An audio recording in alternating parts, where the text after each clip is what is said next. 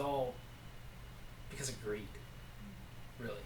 There were wills involved, there was property involved, stuff like that. And so it was very just, it leaves you in a dark place when you feel like you can't trust anybody. But that's the beauty of how God just steps in. So, the very first lesson that God taught me after giving my life to Him was to trust Him. And so He said to me, even when you can't trust anybody else, I'm the one you trust in. You lean on me, and we're going to get through it. And so, God just, having a relationship, like you were saying, with God is one of the best things that you can do, because He cares about you, He loves you, and He wants to be your friend. And that is just so awesome. Yeah. Because He is our Father, Christ is our brother, and the Holy Spirit is our helper. And it's like, who can be moved when they have a God like that holding them up? There is a side note, and you guys are on, man, this is just so powerful.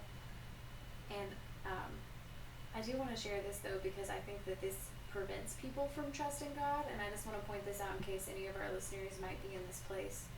I think that a lot of people actually do trust God to get them through it, but they don't lean on Him and really exercise that trust because they know that what they're trying to build won't make it through it. All right, so say that again for the listeners who are just now like kind of tuning in. They were zoned out, but now they're like, Whitney just said something. Let's hear that Whitdom. Oh man, you just wanted a reason to say that word. Mylanta. Okay, no, I think that it isn't a lack of people really trusting God that they'll make it through it. I think that they don't really want to lean into Him or to trust Him with it because they know what they're trying to build won't make it through it. They know they will, but they know everything that they worked hard for and didn't ask Him about, that's part of their will, won't make it through the fire. And whenever you guys were sharing that, it made me think of this verse, and it's 1 Corinthians 3:13, and it says, "But on the judgment day, fire will reveal what kind of work each builder has done. The fire will show if a person's work has any value. If the work survives, that builder will receive a reward.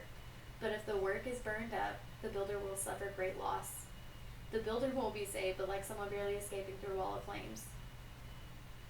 And so, but it talks about the builder being saved, but the work being burned up. And so I think that that's how you can really test if you know that you're in the season with God and you're trusting Him. Like you guys said, like, who can stand against you? Moses didn't really want to do what he was called to do, but nothing could stand against him because God called him to that place. Right. Whereas if Moses had just kind of been like, oh, I think I want to be a speaker, I think I want to lead the people, and he wasn't called by God, his work would have been burned up. He would have suffered great loss. And so there are people out there. Well, I'm sorry. Go ahead.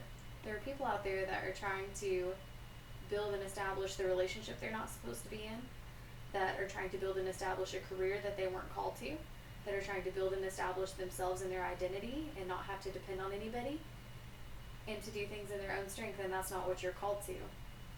And you're worried about your work being burned up, but either way you're going to suffer great loss. Yeah. Either way it takes part of you. But when God calls you to something, you feel whole. You don't feel that weight, like you said, allowing Him to carry you. Right. Yeah. Just to add on to the Moses illustration, Moses did try to take it into his own hands before he was called to.